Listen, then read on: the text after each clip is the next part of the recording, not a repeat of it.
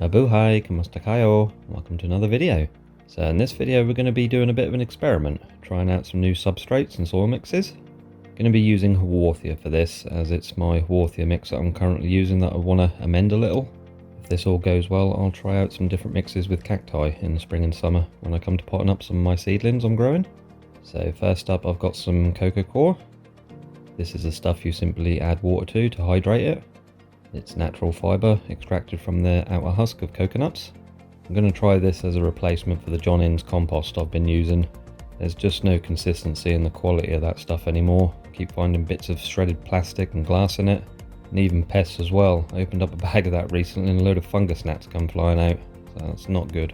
Using this stuff, it's going to dramatically reduce the chances of any pathogens or pests. Next new product I'll be trying out is some worm castings, also known as vermicast.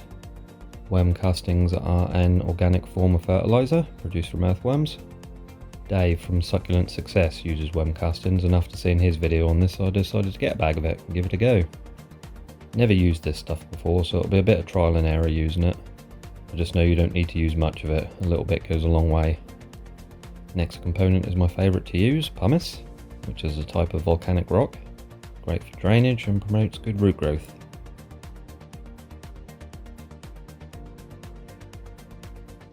Next is lapilli, which is another type of volcanic rock. Again, lots of holes in this. I go into more detail about these materials in the Kaizen Bonsai video I did. I'll link that video up above and in the description below if you've not seen that. Next one we'll be using is Kiodama. This is Kaizen Bonsai's own version of it called STE. It's a fired clay product. Excellent moisture and nutrient holding capacity, but dries out fast as well, which is good.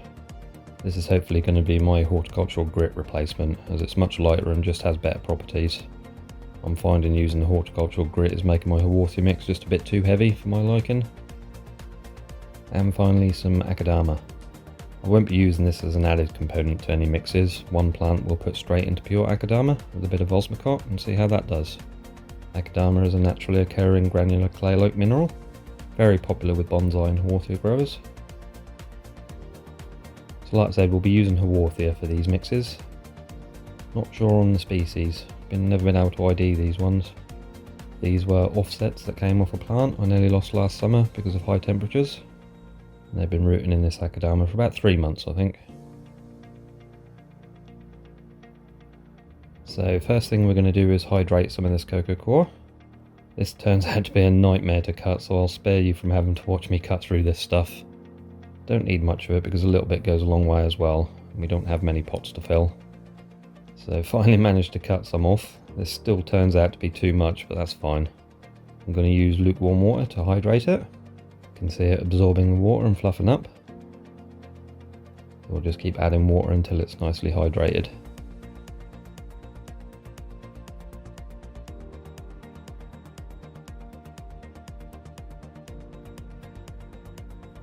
So that's enough water added. I'll let this dry out a little bit and then we'll get the mixes made.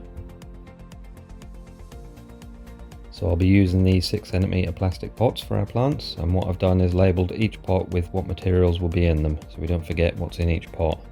So C is the coco coir, K is the Kiodama, L is the lapilli, P is the pumice, and W is the worm castings. So this one will be the coco coir, Kiodama, lapilli and pumice. No worm castings in this one.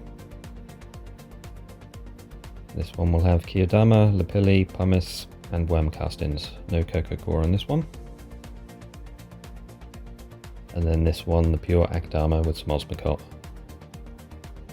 Right, let's take a look at the worm castings.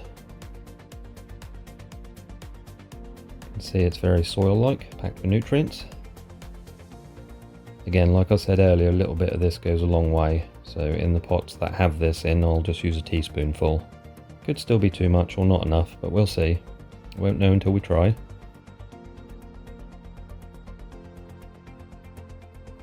Right, let's begin mixing.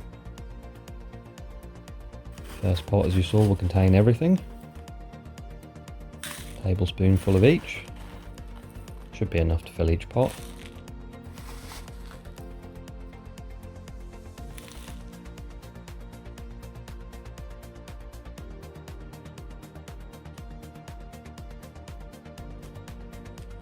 then just a teaspoon of the worm castings.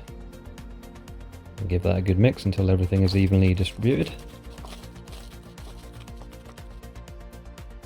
So let's get our plants ready. You can already tell these have rooted nicely, so we'll be working with plants that already have root systems.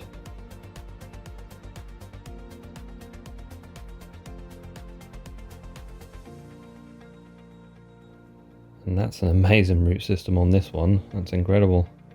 Maybe the Akadama is going to turn out to be the best mix. So unfortunately, when I was removing the Akadama from the roots, I broke it off the plant. Quite disappointing, but when things go wrong, I'll share them with you as well. Not everything goes to plan. Still some roots attached to the plant, so it's not a huge deal. So that's them unpotted and cleaned up, and these are the 4 plants we'll be using. So let's begin potting them up. Should have just enough to fill each pot.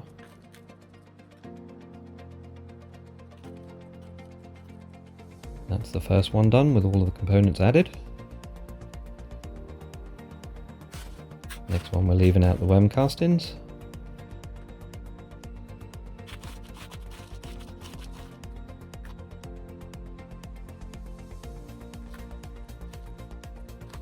That's that one done. This next one we're leaving out the coco core.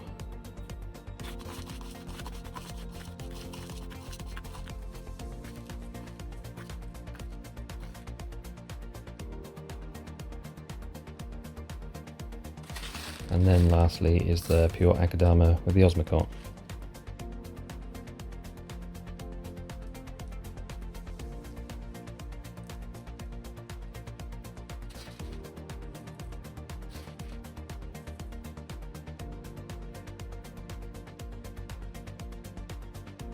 So what I've decided to do as well, that I think is a good idea, is pot one plant up in my regular mix that I have been using.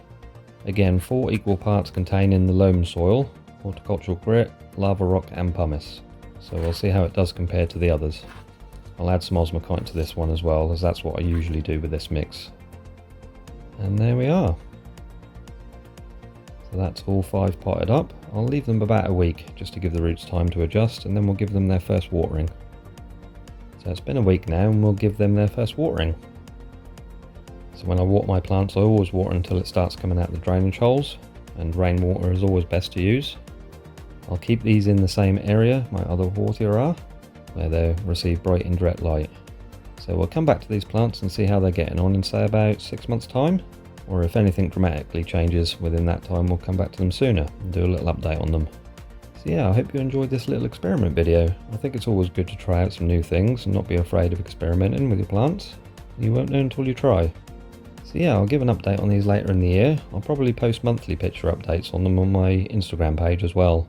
You can find all the links to my social media in the description below. But I'll definitely do a video update on them as well later in the year. So thank you all for watching. Please remember to like, comment and subscribe. Hit that notification bell as well so you know every time I upload a new video. You all be safe and well, and I shall see you next time. Selamat paalam. Bye for now.